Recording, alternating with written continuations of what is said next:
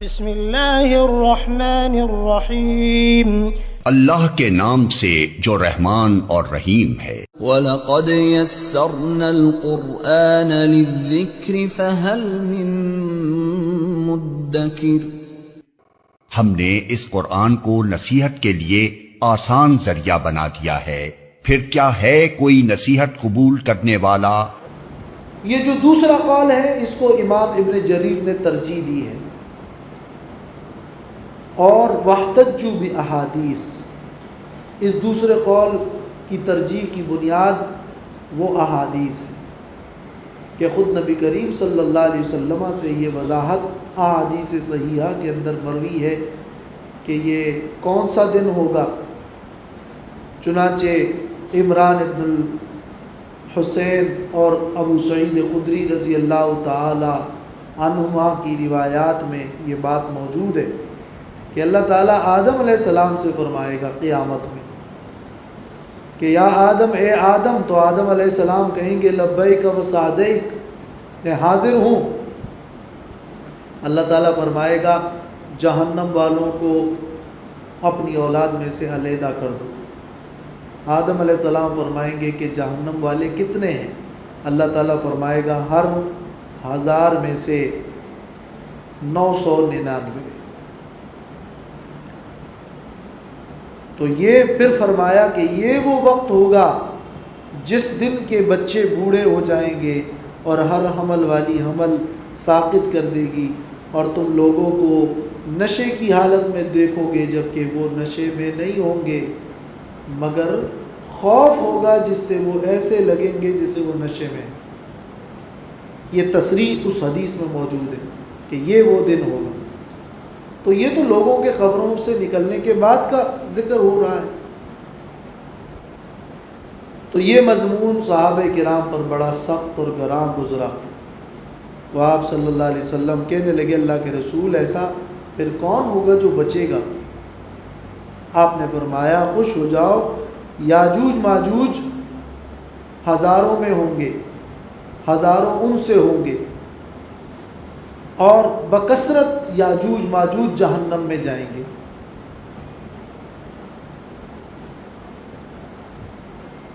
اور بعض روایات میں یہ ہے کہ رسول اللہ صلی اللہ علیہ وسلم نے یہ فرمایا کہ مجھے امید ہے کہ تم اہل جنت کے 1/4 ہوں گے۔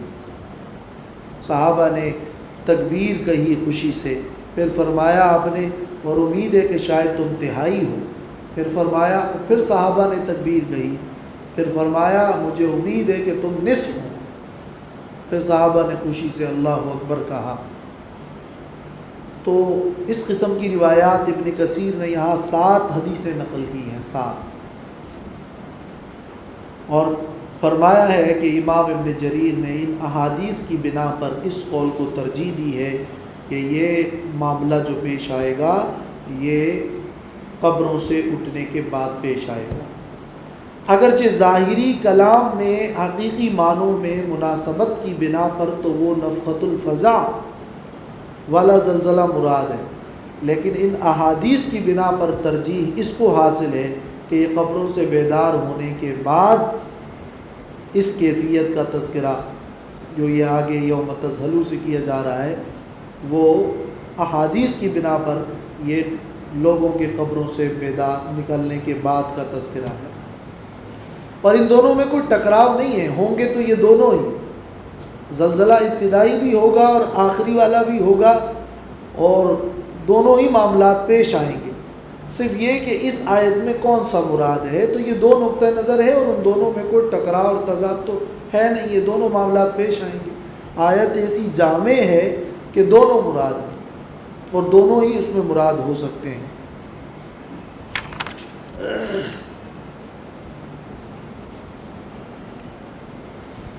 یوم ترونها تذہل کل مرضعۃ عما ارضعت، جس دن کہ تم دیکھو گے اس زلزلے کو، تذہل تو حال یہ ہوگا کہ غافل ہو جائے گی کل مرضعۃ، ہر دودھ پلانے والی ماں، عما ارضعت، اس بچے سے جس کو وہ دودھ پلاتی ہو۔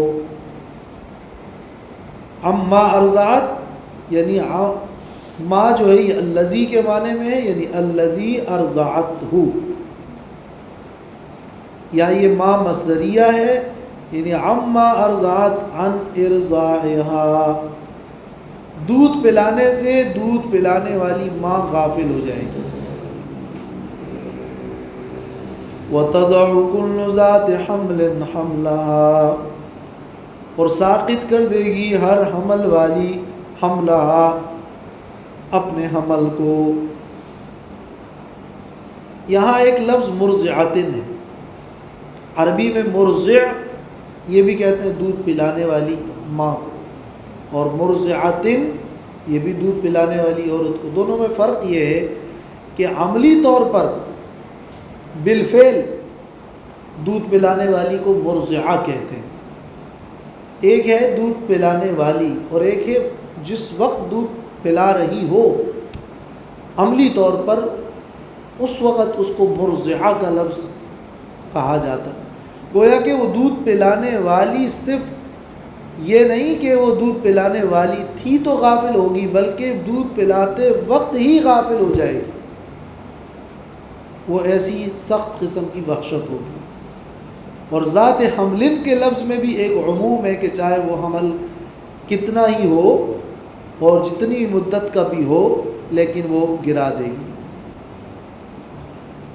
وَتَرَى النَّاسَ سُكَارَىٰ وَمَا هُمْ بِسُكَارَىٰ، اور آپ دیکھیں گے لوگوں کو، یہ ہر مخاطب سے کہا جا رہا ہے، اے سننے والے، اے مخاطب، اے سامع، آپ دیکھیں گے لوگوں کو سکارا کہ وہ نشے میں ہوں گے، وما ہم بسکارا، اور وہ نشے میں نہیں ہوں گے،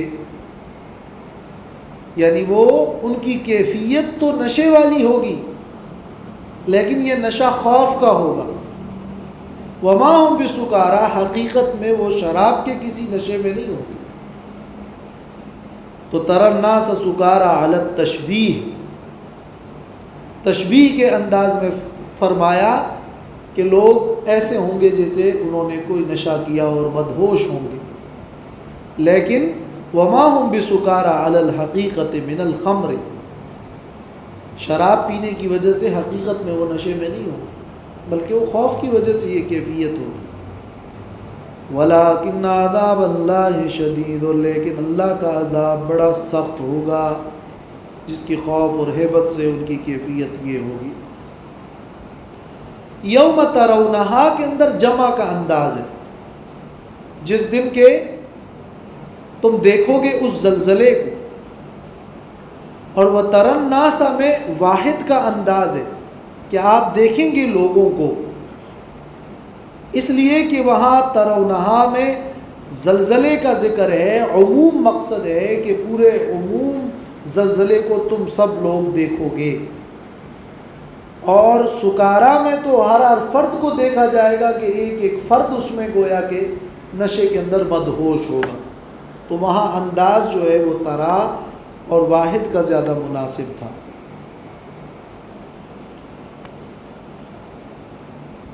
تفسیر ماجدی میں ہے کہ اللہ تعالیٰ نے تو سختی کے ساتھ جہنم کو قیامت کے زلزلے سے ڈرایا ہے اور اس کو ایک ہیبت ناک چیز قرار دیا ہے، مگر شاعر اپنی شاعری میں اور نثر نگار اپنی نثر میں قیامت کے اوپر تفریحی ڈرامے بناتے ہیں اور طرح طرح کی ایسی باتیں کر جاتے ہیں گویا کہ وہ قیامت جو ہے وہ کوئی ایک خیال ہے، حالانکہ اللہ تعالیٰ نے فرمایا کہ لوگوں کو قیامت کے اس دن اور اس کی سختی سے ڈرنا چاہیے۔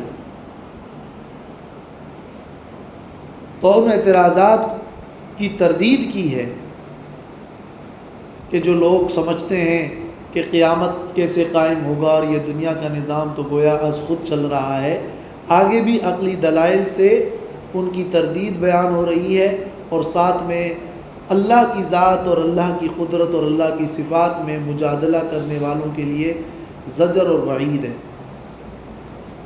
چنانچہ فرمایا وَمِنَ النَّاسِ مَن يُجَادِلُ فِي اللَّهِ بِغَيْرِ عِلْمٍ وَيَتَّبِعُ كُلَّ شَيْطَانٍ مَرِيدٍ، اور بعض لوگوں میں سے وہ ہیں جو جھگڑتے ہیں اللہ کی ذات کے بارے میں، اللہ کی قدرت و صفات میں۔ فی اللہ، اللہ کی ذات کے اور اللہ کی وجود سے متعلق جھگڑا تو کم لوگ کرتے ہیں، اللہ کی صفات اور اللہ کی قدرتوں سے متعلق مجادلین اور جھگڑا کرنے والے زیادہ ہیں۔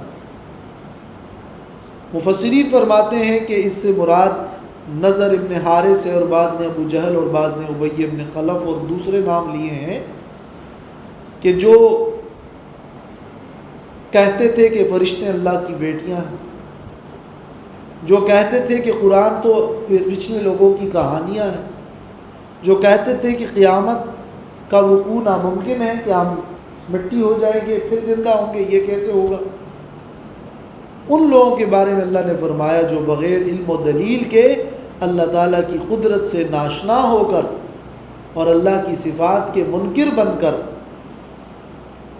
اور اللہ تعالیٰ کی عظمت کو نہ جان کر اس قسم کے جھگڑے جو لوگ کرتے ہیں اور پھر شیطان کی پیروی کرتے ہیں اور شیطان کے وساوس میں آ کر اور اپنے رؤسائے کفار کی باتوں کی پیروی کرتے ہیں،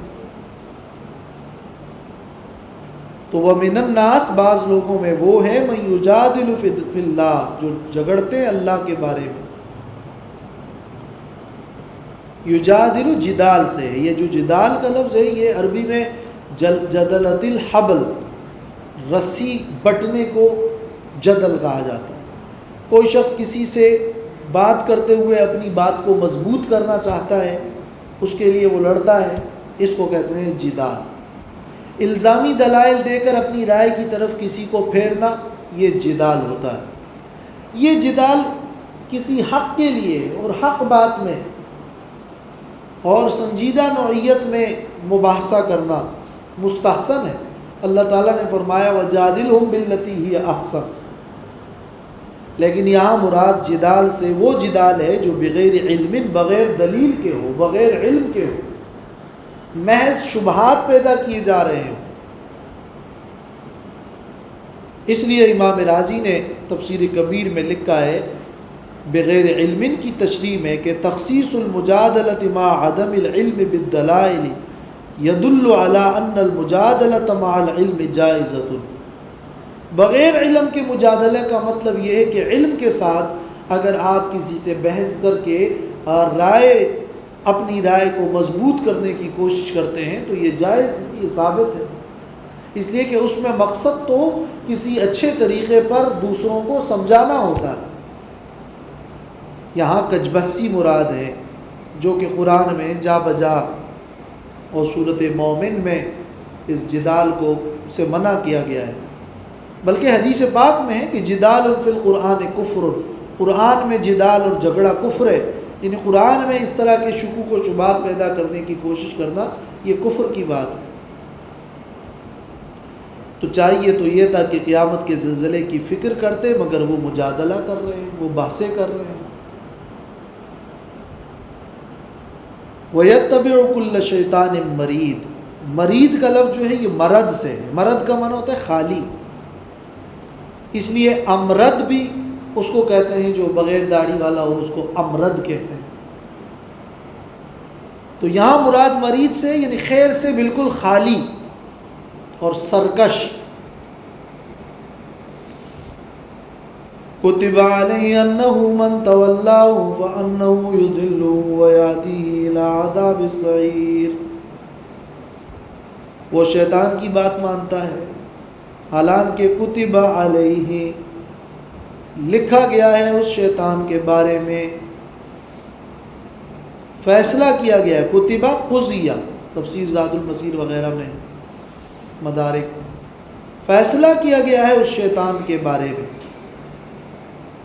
ابن کثیر میں ہے یہ کتابت تقدیر کی کتابت ہے، تقدیر میں یہ بات لکھ دی گئی ہے اور یہ اللہ کا فیصلہ ہے جو کر دیا گیا ہے۔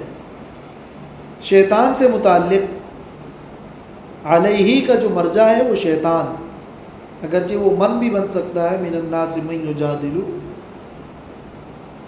شیطان کا لفظ زیادہ قریب ہے شیطان کے بارے میں۔ انہ من تولاہ کہ جو کوئی شیطان کو دوست بنائے گا، یعنی اس کی تابعداری کرے گا اور اس کی تقلید کرے گا، ابن کثیر میں اس سے تعلق رکھے گا یا ان مجادلین سے اپنا تعلق اور اپنی دوستی رکھے گا، تو فَأَنَّهُ شان یہ ہے کہ یُضِلُّهُ وہ شیطان اس کو گمراہ کر دے گا، وَيَهْدِيهِ إِلَىٰ عَذَابِ السَّعِيرِ اور اسے بھڑکتی آگ کے عذاب کی طرف لے جائے گا۔ یہدیہ یعنی اس کی رہنمائی ادھر کی کرے گا۔ چاہیے تو یہ تھا کہ مجادلین سے، شیطان سے دوستی اور تعلق ہی نہ ہو، ان کی اتباع اور پیروی نہ ہو، لیکن وہ ان کی پیروی کرنے والے لوگ جو ان مجادلین کی باتوں میں آ کر ان کی پیروی کریں گے تو وہ تو انہیں جہنم میں لے کے چلے گے۔ اس قیامت کی بات میں کسی قسم کا تمہیں جھگڑا نہیں کرنا چاہیے۔ چنانچہ پھر اسی مقصد کے لیے آگے عقلی دلائل بیان کیے جا رہے ہیں کہ بعد الموت کو تم کیوں نہیں مانتے ہو، کیا سبب ہے تمہارے انکار کا؟ کیا تمہارے انکار کا جو سبب ہے وہ یہ ہے کہ تمہیں یہ مشکل معلوم ہوتا ہے؟ تو آؤ تمہیں اس دنیا کے اندر دو نمونے اس کے دکھاتا ہوں، دوبارہ زندگی کیسے ہوگی اور یہ کیوں کر ممکن ہے، اس کے لیے دو دلائل اور دو نمونے پیش کیے جا رہے ہیں۔ انسان خود کیسے پیدا ہوا اس کا نمونہ ذکر ہو رہا ہے۔ یا ایھا الناس ان کنتم فی ریب من البعث، اے لوگو اگر ہو تم شک میں من البعث دوبارہ اٹھنے سے، بعد الموت موت کے بعد دوبارہ تمہارا اٹھنا ہے، اگر اس بعد الموت سے تم شک میں ہو تو غور کرو، فَإِنَّا خَلَقْنَاكُمْ یعنی فَانظُرُوا پس دیکھو اور غور کرو ان دلائل پر، اِنَّا خَلَقْنَاكُمْ مِن تُرَابٍ کہ بے شک ہم نے تمہیں پیدا کیا ہے من ترابٍ مٹی سے، تمہیں مٹی سے پیدا کیا ہے، کہ تمہارے جد امجد آدم علیہ السلام کو مٹی سے پیدا کیا، یا تمہیں مٹی سے پیدا کیا ہے، یعنی ہر انسان کو اللہ نے پیدا کیا نطفے سے، اور نطفہ بنا ہے غذا سے، اور غذا بنی ہے زمین سے، تو حاصل یہی زمینی چیزیں ہیں اور زمین ہی ہے، تراب ہی ہے، وہ اس کا مادہ اولا ہے۔ ثم من نطفۃ پھر نطفے سے، پھر اس کا جو دوسرا مادہ ہے مادہ ثانیہ وہ نطفہ ہے۔ تمہارا آغاز تو ہوا ہے مٹی سے تمہارے جد امجد کا، یا خود تمہارا ہی نطفے سے پہلے مادہ اولا وہ تو تراب اور مٹی ہے، اور اس کے بعد ہر انسان کی پیدائش وہ من نطفۃ نطفے سے ہوئی ہے، جیسے صورت سجدہ میں ہے وَبَدَأَ خَلْقَ الْإِنسَانِ مِن طِينٍ ثُمَّ جَعَلَ نَسْلَهُ مِن سُلَالَةٍ مِّن مَّاءٍ مَّهِينٍ۔ انسان کی پیدائش اور خلقت کی ابتدا تو مٹی سے ہوئی ہے، بعد میں نسل پیدا ہوئی ہے نطفے سے۔ ثُمَّ مِنْ عَلَقَةٍ پھر علقہ خون کے لوتڑے سے، ثُمَّ مِنْ مُضْغَةٍ پھر گوشت کی بوٹی سے۔ علقہ جب اس میں غلظت پیدا ہو اور سرخی پیدا ہو اس خون کے اندر، تو اس کو خون کا وہ جو لوتڑا ہے اس کو کہتے ہیں علقہ۔ اور یہ علقہ کا جو لفظ ہے عربی میں اس میں معلق ہونے کے معنی بھی ہیں اور چپکنے کے معنی بھی ہے۔ اس کنڈیشن میں جو نطفہ ہوتا ہے وہ ایک طرح معلق بھی نظر آتا ہے اور وہ ایک کیڑے کی مانند بھی نظر آتا ہے۔ ثم من مضغۃ پھر گوشت کی ایک بوٹی سے۔ مضغہ اصل میں کہتے ہیں کسی چیز کو جب کوئی چبائے، تو یہ پھر ایک ایسی کنڈیشن ہوتی ہے کہ جس میں وہ نظر ایسے آتا ہے جیسے کسی نے اس کو چبایا ہو، وہ مضغہ۔ مخلقۃ وغیر مخلقہ، مکمل اور نامکمل۔ مخلقۃ کا ایک مطلب ہے یعنی بعض تو وہ بچے ہیں جو پورے اعضاء والے پیدا ہو جاتے ہیں، مکمل اعضاء والے، اور بعض نامکمل ہوتے ہیں۔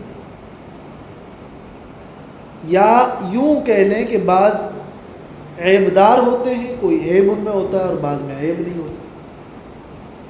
یہ پھر ایک اگلا مرحلہ ہے۔ اور اگر اس سے بھی پیچھے جائیں گے تو بعض وہ ہیں کہ جن میں روح ڈالی ہی نہیں جاتی اور وہ محض صرف خون ہی ہوتا ہے اور سختہ ہوتا ہے، اور بعض وہ ہیں کہ جو پورے ہو جاتے ہیں، یا بعض کی شکل بن جاتی ہے اور بعض بننے نہیں پاتی ہے۔ یہ مخلقہ اور غیر مخلقہ میں مختلف اقوال ہیں۔ تو مخلقۃ ما خلق سویا یا مصورۃ، مکمل یا جو برابر پیدا ہو، لنبین لکم، تاکہ ہم واضح کر دے تم پر اپنی قدرت و حکمت کا کمال۔ یہاں بیان احکام کا بیان کرنا نہیں ہے، بلکہ ہم ان مختلف مراحل میں انسان کو پیدا کرتے ہیں تاکہ تم پر تمہاری حقیقت واضح ہو، تاکہ تم پر بعد الموت کی حقیقت واضح ہو، تاکہ تم پر خود اپنی حقیقت واضح ہو، اور تاکہ تم پر میری قدرت و حکمت واضح ہو۔ یہ سارے ہی مطلب لنبین لکم کے اندر موجود ہیں۔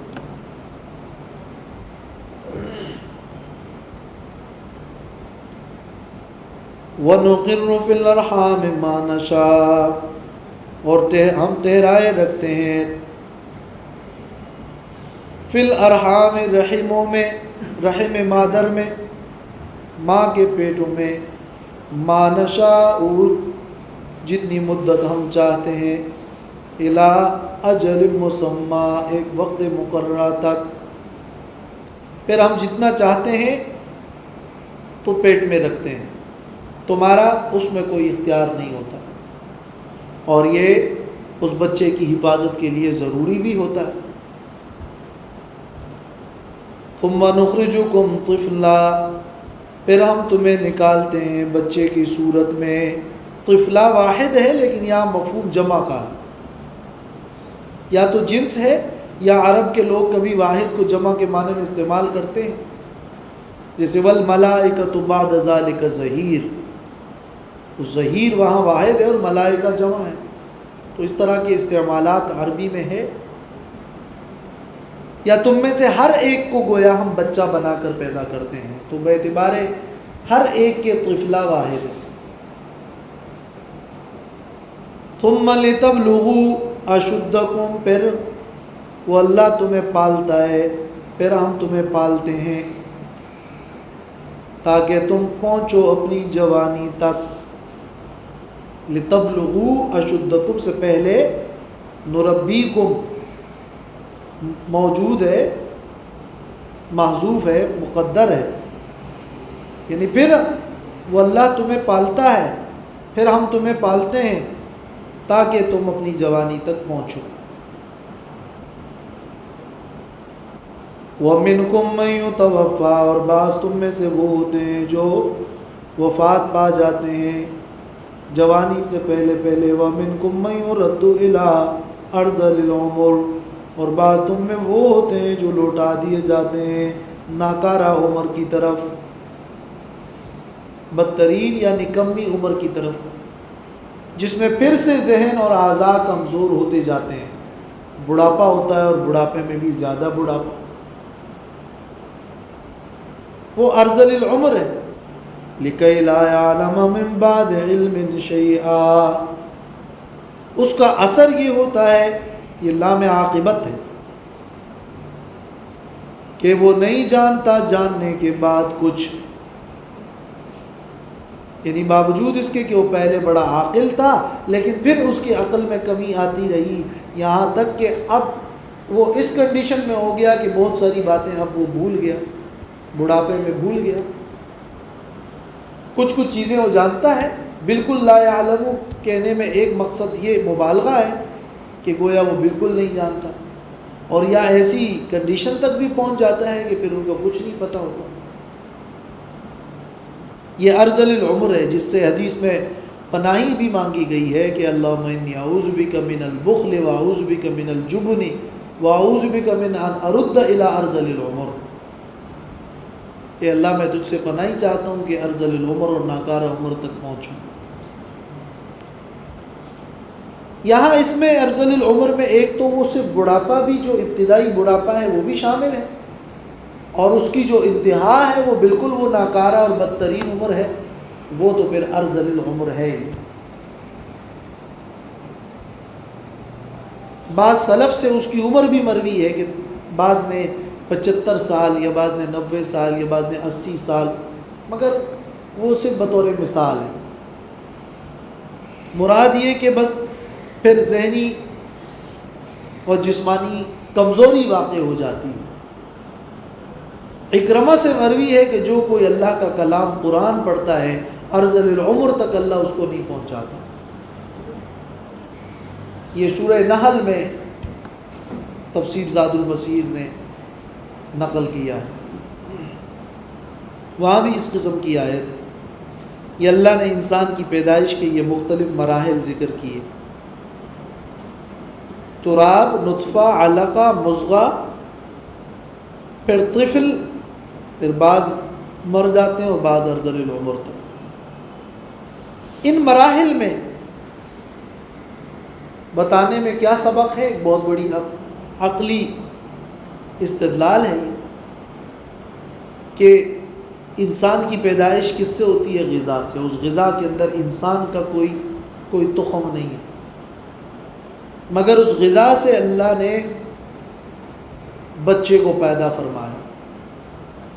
غذا سے خون بن گیا، پھر اس سے بال اور ہڈیاں اور ناخن کا بن جانا، پھر اس غذا کو نطفے میں تبدیل کرنا، پھر مادر رحم میں جو استقرار ہے وہ، پھر نر اور مادہ اور اس کے مختلف مراحل، اور پھر وہ بچہ کب پیدا ہوگا اور کیسے ہوگا اور کب تک رہے گا۔ تو کیا یہ سب کچھ کسی بے علم اور بے ارادہ اور بے حکمت فطرت نے کیا ہے؟ اور کوئی ایسی طاقت نہیں ہے جو باحکمت ہے، جو باعلم ہے، جو قدرت رکھتا ہے؟ تو ایک تو اس سے اللہ کی قدرت معلوم ہو رہی ہے، اور دوم اس سے بعض بعد الموت کا عقیدہ بھی بن رہا ہے، پیدا ہو رہا ہے کہ جو اللہ ان غذاؤں سے اور ان بے جان کیمیکل سے نفس انسانی کو پیدا کر رہا ہے، کیا وہ تمہیں دوبارہ پیدا نہیں کر سکتا؟ کیا وہ اس پر قادر نہیں ہے؟ تو تمہیں یہ عجیب کیوں نظر آ رہا ہے جبکہ اس کا تو ایک بہت بڑا نمونہ تمہارے سامنے ہے۔ وَتَرَى الْأَرْضَ هَامِدَةً، یہ دوسری مثال ہے، اور آپ دیکھتے ہیں ایسا میں اے مجادل زمین کو۔ یہاں دوسری دلیل زمین کی دی جا رہی ہے۔ انسان کی پیدائش کے مراحل میں تو ہر انسان وہ مراحل، بہت سارے مراحل تو وہ نہیں بھی دیکھ رہا، لیکن زمین کے معاملات میں تو وہ ہر طرح کے مراحل کو سامنے دیکھ رہا ہوتا ہے۔ اس لیے زمین کی اس دلیل کو ذکر کرنے میں ترا کا لفظ بالخصوص ذکر ہے۔ وَتَرَى الْأَرْضَ، اور آپ دیکھتے ہیں زمین کو، حامدتاً کہ وہ خشک ہے، بنجر زمین، سوکھی پڑی۔ فَإِذَا أَنزَلْنَا عَلَيْهَا الْمَاءَ، پس جب ہم برساتے ہیں اس پر پانی، اہتزت، تو وہ حرکت میں آتی ہے۔ اہتزت مطلب تحرکت، زمین کے مختلف اجزاء جو ہل جاتے ہیں اور زمین میں ایک حرکت پیدا ہوتی ہے، اس کو کہتے ہیں اہتزت، ابھرتی ہے زمین۔ وربت، اور پھول جاتی ہے، وربت مانے ورتفعت وزادت۔ ربا تو زیادتی کو کہتے ہیں نا، ربا، اس لیے تو سود کو ربا کہتے ہیں، تو ربت، اور پھول جاتی۔ وَأَنبَتَتْ مِنْ كُلِّ زَوْجٍ بَهِيجٍ، اور اگاتی ہے ہر طرح کے پودے خوش منظر۔ زوجن سے یہاں مراد کیا ہے؟ نباتات اور پودے۔ ان کو بھی زوج اس لیے کہا کہ اس میں بھی نر و مادہ ہے، اور اس لیے بھی کہ اس میں مختلف اقسام بھی ہیں. اور بہیج کا مطلب ہے یعنی حسن منظر اور خوشبودار، اچھے منظر والے. تو کیا یہ بھی دلیل نہیں ہے اس بات کی کہ تم دیکھتے ہو کہ ایک خشک زمین پڑی ہے اور اسی میں سے پھر تمہارے سامنے ایک سرسبز و شاداب لے آتی کھیت موجود ہے؟ تو اسی طرح تم کو اللہ تعالیٰ دوبارہ پیدا کرے گا، اور اسی طرح تمہارے اندر روح پھر سے ڈالے گا. جیسے آسمان سے بارش کا نزول ہوتا ہے اور نیچے سے ایک سبزہ اگتا ہے، ایسے روح آ کر تمہارے جسم کے اندر داخل ہوگی اور پھر تم اسی طرح تر و تازہ پیدا ہوگی. ذالک بأن اللہ هو الحق، یہ مذکورہ دلائل اس لیے کہ بے شک اللہ حق ہے. وَأَنَّهُ يُحْيِي الْمَوْتَى، اور بے شک وہ اللہ زندہ کرے گا مردوں کو. وَأَنَّهُ عَلَى كُلِّ شَيْءٍ قَدِيرٌ، اور بے شک وہ اللہ ہر چیز پر قدرت والا ہے. وَأَنَّ السَّاعَةَ آتِيَةٌ، اور بے شک قیامت آنے والی ہے. لَا رَيْبَ فِيهَا، کہ جس میں کوئی شک نہیں. وَأَنَّ اللَّهَ يَبْعَثُ مَنْ فِي الْقُبُورِ، اور بے شک اللہ اٹھائے گا ان کو جو قبروں میں ہیں. یہ 5 باتیں ثابت کرنے کے لیے اللہ نے یہ 2 مثالیں اور 2 نمونے بیان کر دیے. ان اللہ هو الحق، یہ اللہ کا کمال ذاتی ہے جو ثابت ہو رہا ہے ان دلائل سے. انہ یحیی الموتى، یہ اللہ کا کمال فعلی ہے کہ اللہ کا یہ فعل دیکھو کہ مردوں کو زندہ کرے گا. وَأَنَّهُ عَلَى كُلِّ شَيْءٍ قَدِيرٌ، یہ اللہ کے کمال وصفی ہے کہ اس کی صفت یہ ہے کہ وہ قدرت والا ہے. کمال ذاتی اور کمال فعلی اور کمال وصفی. اور یہ آگے پھر اسی پر تفریع اور تشریح ہے جس کا تعلق ان زلزلۃ الساعۃ شیء عظیم سے بھی ہے. اللہ تعالیٰ سمجھنے اور عمل کی توفیق.